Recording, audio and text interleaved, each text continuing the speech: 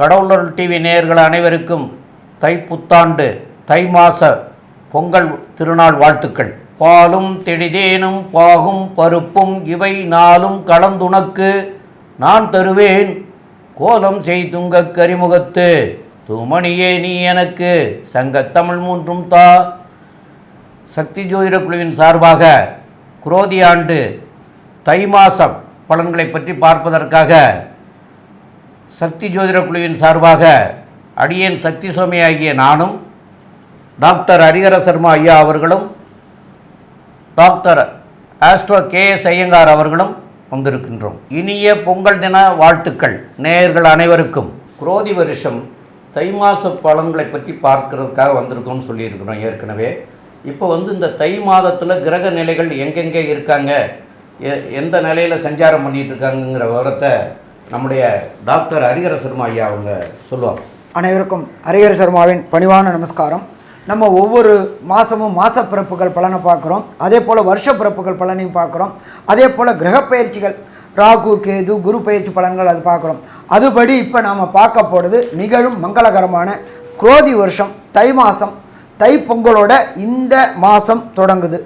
நிகழும் மங்களகரமான குரோதி வருஷம் தை மாதம் 1 பிறக்கக்கூடிய நாள்லேயே பொங்கல் தினம், அன்னைக்கு வசந்த தினமான செவ்வாய்க்கிழமையாக இருக்குது. அதுக்கு அடுத்தது பார்த்தோம்னாக்க 15/1/2025 புதன் நம்ம வளர்க்கக்கூடிய கால்நடைகளுக்கு பொங்கல் வைக்கக்கூடிய தினம். வருஷத்துக்கு ஒரு ட்ரிப்பு நம்மளுடைய கால்நடைகள் ஏற்பூட்டி விடக்கூடிய கால்நடைகளுக்கும் மற்ற வளர்க்கக்கூடிய பால் தரும் பசுக்களுக்கும் கொண்டாடக்கூடியது மாட்டுப்பொங்கல். அதுக்கு அடுத்தது பார்த்தோம்னா 16/1/2025 ஒருத்தரை கண்டுக்கிற நாள், அதுக்கு பேர் காணும் பொங்கல்.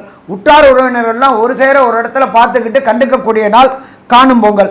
அதே போல் இந்த காலகட்டங்களில் முன்னோர்களுடைய மூத்தோர்களுடைய ஆசீர்வாதமும் பெறக்கூடிய நாள் அப்படின்றது இந்த காலகட்டங்கள். அதுக்கடுத்தது பார்த்தோம்னா 18/1/2025 சனிக்கிழமை தியாக பிரம்மமான தியாகராஜருடைய ஆராதனை தொடங்கக்கூடிய நாள் 18/1/2025 சனிக்கிழமை. அதுக்கு அடுத்தது பார்த்தோம்னாக்க 26/1/2025 பாரத தேசம் குடியரசான நாள். பாரத தேசம் குடியரசானது அப்படின்றத பொறுத்தளவுக்கு 26 ஜனவரி 1950 ஆணுச்சு. இப்போ கிட்டத்தட்ட சற்றேறக்குறைய 75 ஆண்டுகள் ஆகி குடியரசு தினம் முடிஞ்சு 76வது குடியரசு தினத்தில் நாம் அடியெடுத்து வைக்க போகிறோம். அதுக்கு அடுத்தது பார்த்தோம் அப்படின்னாக்க 29/1/2024 எல்லா அமாவாசையிலையும் விசேஷம் உண்டு. இந்த தை அமாவாசைக்கு மிக மிக விசேஷம் உண்டு. பித்திருக்களுக்கு உண்டான காரியங்கள் செய்யக்கூடியது அப்படின்றது மகாலயபட்ச அமாவாசை, தை அமாவாசை, ஆடி அமாவாசை. ஒரு சில பேரை பொறுத்தளவுக்கு தன்னுடைய தாயாருக்கோ தகப்பனாருக்கோ பித்திருக்களுக்கோ பித்திருக்கடன்கள் செய்யாமல் இருந்திருந்தால் அந்த இதெல்லாம் விட்டுருந்தால் இந்த தை அமாவாசையில் செய்யும் பொழுது முன்னோர்களும் மூத்தோர்களும் பரமபத வாசலை அடையக்கூடிய வாய்ப்புகள் கிடைக்கக்கூடியது. இது நாள் வரை நீங்கள் விட்டிருந்தது அது என்ன சாமி தை அமாவாசைக்கு மட்டும் ஏன்னு கேட்டிங்கன்னா தட்சிணாயனத்திலேருந்து உத்தராயணம் மாறக்கூடிய காலகட்டங்கள். அப்போ உத்தராயணம் மாறக்கூடிய காலகட்டங்கள் முன்னோர்களும் மூத்தோர்களுக்கும் நினைவு நாள் கொண்டாடக்கூடியது. எப்போ எந்த குடும்பத்தில் பித்திருக்கள் வராங்களோ அந்த குடும்பத்தில் குலதெய்வம் வரும், எந்த குடும்பத்தில் குலதெய்வம் வருதோ அந்த குடும்பத்தில் இஷ்ட தெய்வம் வரும். இஷ்ட தெய்வமும் குலதெய்வமும் பித்திருக்களுடைய ஆசீர்வாதமும் வந்தால் அந்த குடும்பத்தில் இது நாள் வரை தடைப்பட்டுக்கிட்டு இருந்த தாமதம் பெற்றுக்கிட்டு இருந்த திருமண நிகழ்வுகள் மற்றும் சுப நிகழ்வுகள், வண்டி வாகனம் வீடு வாங்கக்கூடிய நிகழ்வுகள் எல்லாம் நிகழக்கூடியது. அப்போ இந்த தை அமாவாசைக்கு எல்லா பித்திருக்களுக்கும் நம்மளுடைய முன்னோர்கள் மூத்தோர்களுக்கு அனைத்து காரியங்களும் செய்தோம்னா பிரச்சனைகள் அத்தனையும் தவிர்க்கலாம். இதை தவிர பார்த்தோம் அப்படின்னாக்க வரக்கூடிய 11/2/2025 செவ்வாய்க்கிழமை தைப்பூசம் அப்படின்னாலே நமக்கு ஞாபகம் வருது வள்ளலார் சுவாமிகள் தான். அந்த வள்ளலார் சுவாமிகளுடைய ஞான ஒளிரூபமாக தெரியக்கூடிய இடம் தைப்பூசம். வடலூரில் வள்ளலார் தினமாக கொண்டாடப்படுது. வள்ளலாரை பொறுத்தளவுக்கு ஒளி வருமாக இருப்பாங்க. அவங்களுடைய மூலஸ்தானத்தில் பொறுத்தளவுக்கு ஒளி வடிவில் அன்னைக்கு காட்சி தரக்கூடியவங்க. அதே போல் அங்கே ஒரு அணையா அடுப்பு இருக்குது. அந்த அடுப்பை பொறுத்தளவுக்கு இன்னி வரையிலும் அங்கே வரவங்களுக்கு சமைச்சு போட்டுக்கிட்டு அந்த இதனால அடங்கும். ஆனால் பசியாத்துறது அப்படின்றது ரொம்ப ரொம்ப சிறப்பான காரியம். அது இன்னி வரையிலும் வள்ளலார் அவதரித்த நாள்லேருந்து இன்னி வரையிலும் அந்த அணையா விளக்கும் அணையா அடுப்பும் இருந்துக்கிட்டு எல்லாருக்கும் வரவங்களுக்கெல்லாம் அன்னதானம் செய்து கொண்டு இருக்கக்கூடிய காலம் இந்த தைப்பூசம். இதை தவிர ஒவ்வொரு முருகன் க்ஷேத்திரத்துலேயும் இது ரொம்ப விசேஷமானது. எல்லா முருகன் க்ஷேத்திரத்துலையும் தைப்பூசம் கொண்டாடுவாங்க. அதுலேயும் பார்த்தோம்னாக்க எஸ்பெஷலி பார்த்தோம்னாக்க பழனியில் அது என்ன சாமி பழனிக்கு மட்டும் சிறப்பு அப்படின்னாக்க பக்கத்திலேயே எம்பெருமான் முருகன் பக்கத்திலேயே போகருக்கான தனி சன்னிதானம்.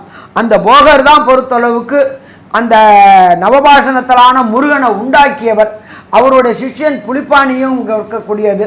அப்போ அந்த புலிப்பாணியும் போகரும் பொறுத்தளவுக்கு உருவாக்கின நவபாஷண முருகன் அவ்வளோ ஒரு சக்தி வாய்ந்த முருகன். அவரை பொறுத்தளவுக்கு அரச அலங்காரத்தில் ராஜ அலங்காரத்தில் பார்த்தோம்னாக்க நம்மளுடைய அத்தனை பாவங்களும் போக்கக்கூடியது. இதை தவிர ஜோதிட சாஸ்திரம் படித்தவங்க, வானசாஸ்திரம் படிக்கிறவங்க எல்லாருமே அந்த தைப்பூசத்தன்னைக்கு புலிப்பாணியோடையும் போகருடைய சமாதியும் கண்டு தொழுதுட்டு எம்பெருமான் முருகனுடைய ஆசீர்வாதமும் வாங்கிட்டு வந்தோம் அப்படின்னு சொன்னாக்க வெற்றி வெற்றி வெற்றி கிடைக்கக்கூடிய காலகட்டம் இந்த தைப்பூசம். அடுத்தது ரெண்டாவது பார்ப்போம். இந்த காலகட்டங்களில் தை மாதம் பிறக்கக்கூடிய காலகட்டங்களில் என்னென்ன கிரகங்கள் எந்தெந்த நிலையில் இருக்கிறாங்க அப்படின்றத ஃபஸ்ட்டு பார்ப்போம். காலபுருஷ தத்துவத்தின்படி 2வது இடம் அப்படின்றது ரிஷபம். ரிஷபத்தில் குரு பகவான் வக்ரகதியில் இருக்கிறார். வக்ரம் அப்படின்னா பலம் இழந்த காலகட்டங்களில் இருக்கிறார். இதை தவிர பார்த்தோம் அப்படின்னாக்க கர்க்கடகத்தில் செவ்வாய் நீச்சம் அடைஞ்சிருக்கிறார். ஆனால் அவர் ரொம்ப நாள் அங்கே இல்லை, 4 நாள் தான் இருக்கிறாரு. திருப்பி அவர் வக்ர நிவர்த்தியாகி மிதுனத்துக்கு வரார். அதுக்கு அடுத்தது பார்த்தோம்னாக்க காலபுருஷ தத்துவத்தின்படி 6ஆம் இடமான கன்னியில் கன்னி கேதுவாக இருக்கார். இதை தவிர பார்த்தோம்னா தனுரில் பொறுத்தளவுக்கு புத பகவானும், தை மாதம் அப்படின்னாலே மகர சங்கிரமணம். மகர சங்கிரமணம் அதே போல் பொன்னம்பலம் மேட்டில் ஜோதி தெரியக்கூடிய நாள். கேரளத்தில் சபரிமலையில் பொறுத்தளவுக்கு எம்பெருமான் ஐயப்பனுடைய பொறுத்தளவுக்கு பொன்னம்பலம் மேட்டில் ஜோதி சுரூபமாக காட்சி தரக்கூடியது. இங்கே வள்ளலாருக்கு எப்படி ஜோதியோ அதே போல் தர்மசாஸ்தாவான ஐயப்பனுக்கு இந்த பொன்னம்பலம் மேட்டில் ஜோதி ரூபமாக காட்சி தரக்கூடியது. அதுக்கு பேர் தான் தட்சிணாயனமும் உத்தராயணமும் சேர்ந்த புண்ணிய காலம் அப்படின்னு சொல்ல போகிறோம். அதுக்கு அடுத்தது கும்பத்தில் சனி பகவானும் சுக்கிர பகவானும் ஆட்சி பெற்றிருக்கிறாங்க. இதை தவிர காலபுருஷ தத்துவத்தின்படி 12வது ராசியான மீன ராசியில் ராகு பகவான் இருக்கார். இப்படி இருக்கக்கூடிய காலகட்டங்களில் இந்த தை மாதம் பிறக்குது. இந்த தை மாதம் பிறக்கக்கூடிய காலகட்டங்களில் எல்லாரும் ஒன்று கேட்பாங்க, சாமி தை மாதம் எப்போ பிறக்குது, நாங்கள் எங்கள் வீட்டில் எப்போ பொங்கல் பானை வைக்கலாம், அந்த பொங்கல் பானை வைக்கக்கூடிய நேரத்தை கொடுத்தீங்கன்னா எங்களுக்கு ரொம்ப சௌரியமாக இருக்குமே அப்படின்னு கேட்கக்கூடிய நேரங்களுக்கு தை மாதம் பிறக்கிறது அப்படின்றது காலையில் 11:58 தான் பிறக்குது தை மாதம். சரி, அப்போ நம்ம எப்போ சாமி பொங்கல் வைக்கலாம்? தை மாதம் பிறந்த பின்ன வைக்கலாமா, தை மாதம் பிறக்கிறதுக்கு முன்னாடியே வைக்கலாமா? எப்பொழுதுமே ஒரே விஷயம் நல்லா புரிஞ்சுங்க, சூரிய உதயமாகிறது அன்றைய தினம். மாதம் பிறப்பு அப்படின்றது 11:58 இருந்தாலும் நம்மளை பொறுத்தளவுக்கு சூரிய உதயம் ஆயிடுச்சுனாலே ஒரு நாள் தொடக்கம். அப்போ தை மாதம் சூரிய உதயத்தில் தொடங்குது. மாத பிறப்பு அப்படின்றது 11:58. சரி சாமி, எந்த டயத்தில் பொங்கல் வச்சா நானும் எங்கள் குடும்பமும் நல்லா இருக்கும் அப்படின்னு பார்த்தோம்னாக்க காலையில் 8லேருந்து 9க்குள்ளார ஹோரையிலேயே மகா உன்னதமான மகா பரம பவித்திரமான ஹோரை சுக்கிர ஹோரையில் லக்னம் அப்படின்னு பார்த்தோம்னாக்க கும்ப லக்னத்தில் புதுப்பானையில் பொங்கல் வைக்கக்கூடிய நேரம். அப்போ புதுப்பானையில் பொங்கல் வைக்கக்கூடிய நேரம் அப்படின்றது காலையில் 8 மணிலேருந்து 9 மணிக்குள்ளார சுக்கிர ஹோரையில் கும்ப லக்னத்தில் வைக்கலாம் பொங்கல் பானை. அப்போ பொங்கல் பானை வைக்கக்கூடிய நேரம் தெரிஞ்சாச்சு. அப்போ பொங்கலை வச்சுட்டு பொங்கல்னு கொண்டாடி மகிழக்கூடிய வாய்ப்புகளை கொடுத்தவங்களுக்கு மிக்க நன்றி. அடுத்தது நம்ம இப்போ பார்க்க போகிறது ஒவ்வொரு ராசிக்கும் என்னென்ன பலன்கள் கிடைக்க போகுது. மேஷம் முதல் மீனம் வரை ஒவ்வொரு ராசிக்கும் பலன் பார்க்க போகிறோம். சிம்ம ராசி நேயர்கள், மக நட்சத்திரம் 1, 2, 3, 4 பாதங்களும், பூர நட்சத்திரம் 1, 2, 3, 4 பாதங்களும், உத்தர நட்சத்திரத்தில் 1 பாதம் ஆக இந்த 9 பாதம் கொண்டவர்கள் சிம்ம ராசிக்காரர்கள். சிம்ம ராசி அப்படின்னாலே அவங்களுடைய ராசி அதிபதி அப்படின்னு சொல்லக்கூடியவர் சூரியன். அந்த சூரியன் இந்த இந்த இந்த மாதம் தை மாதம் 1ஆம் தேதி அன்னைக்கு அவர் மகரத்துக்கு போகிறார். அந்த மகரத்துக்கு போகிற போது தான் மகர சங்கராந்தி அப்படின்னு சொல்கிறோம். அப்போது அவர் 6ஆம் இடத்துல இருக்கார். இந்த மாத பலன்கள் அப்படின்னு சொல்லக்கூடியவர்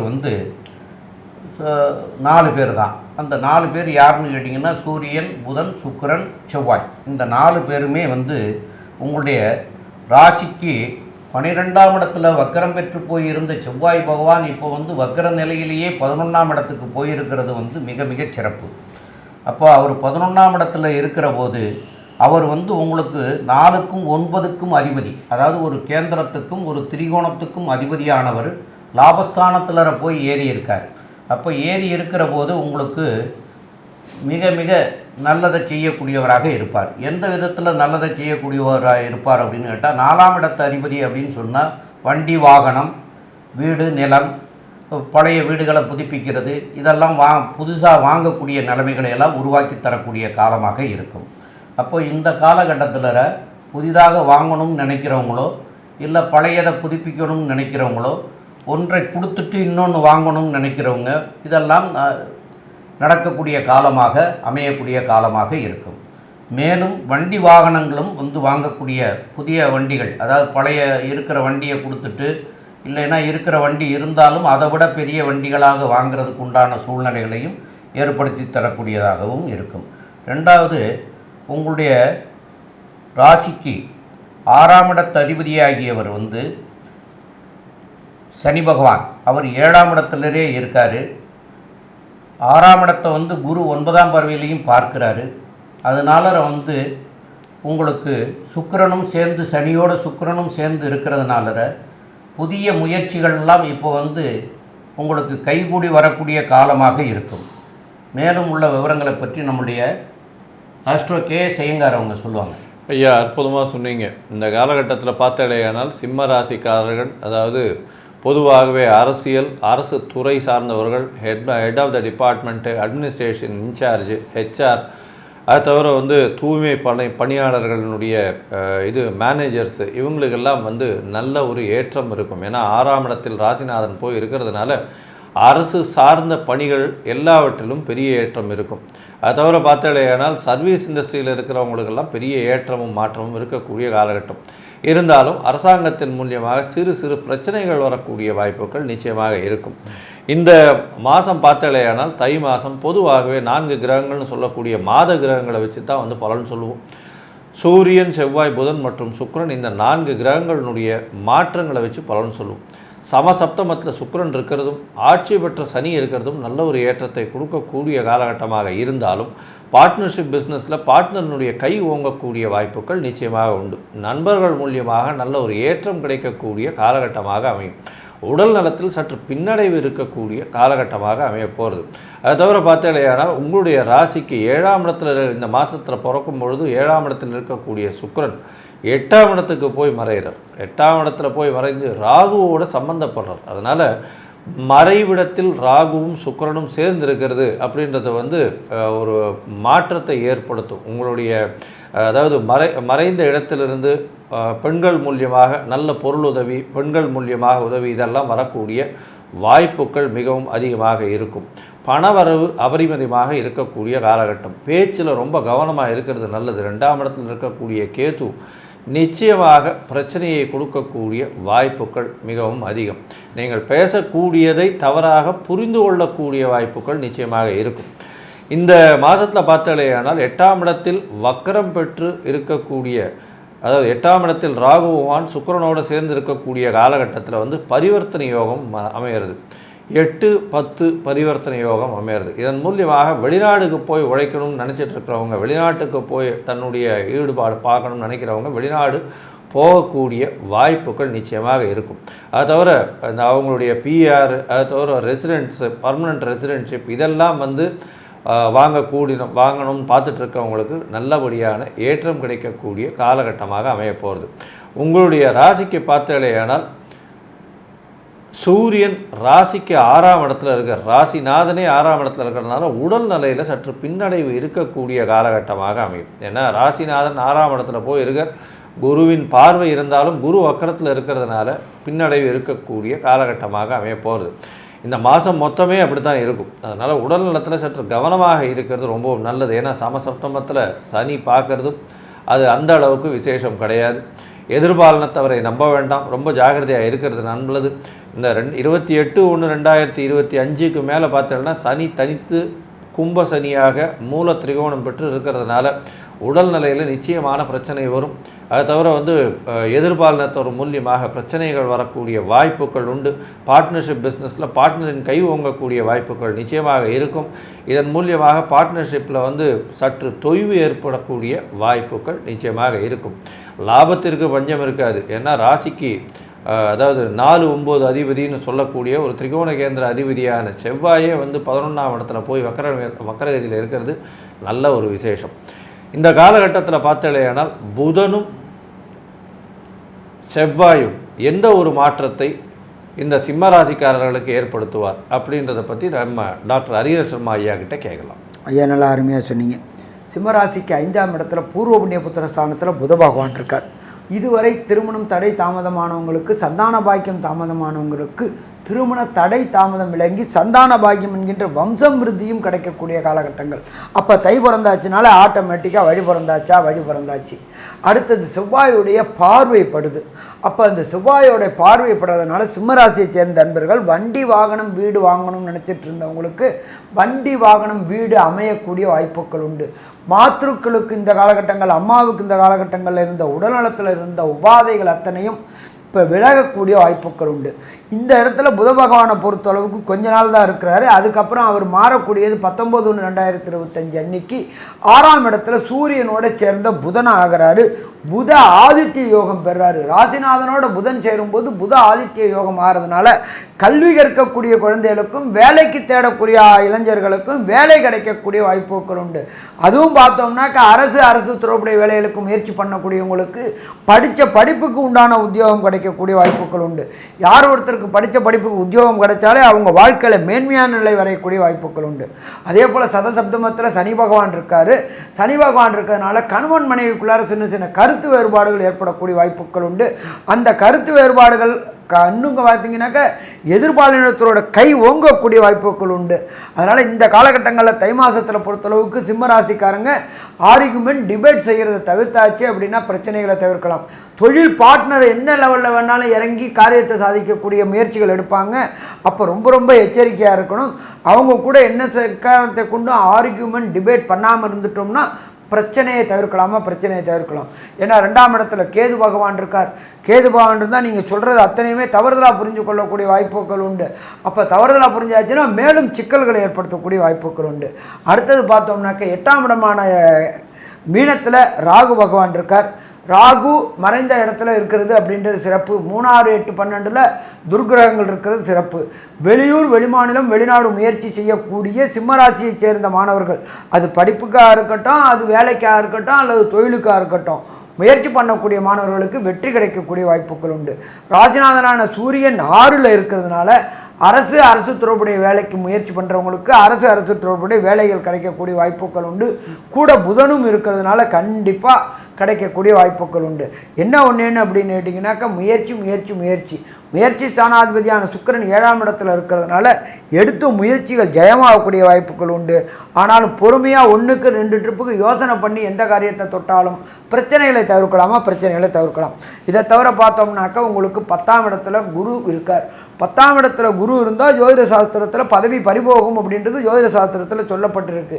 என்ன அவர் வக்ரமாக இருக்கிறாரு, அதனால் பதவிக்கு சின்ன பிரச்சனைகள் வரக்கூடிய வாய்ப்புகள் உண்டு. உங்கள் கூட கீழே வேலை பார்க்குறவங்களையும் சரி மேலே வேலை பார்க்குறவங்கள்ட்டையும் ஆர்கியூமெண்ட் டிபேட் எதுவும் பண்ணாமல் சொன்னக்கூடிய வேலைகளை செஞ்சிட்டோம்னாக்க வேலையில் உள்ள பிரச்சனையை தவிர்க்கலாம். நம்ம ஆர்கியூமெண்ட் ஏதாவது பண்ணினோம்னாக்க கண்டிப்பாக பிரச்சனை வரக்கூடிய வாய்ப்புகள் உண்டு. அதனால் ரொம்ப எச்சரிக்கையாக இருக்கக்கூடிய காலகட்டம் இந்த தை மாதம். சரி, ஒரு சில பேருக்கு இந்த தை மாதத்தில் ஒரு சில நாட்களை தவிர்க்கக்கூடிய நாட்கள் அப்படின்னு சொல்லுவோம்.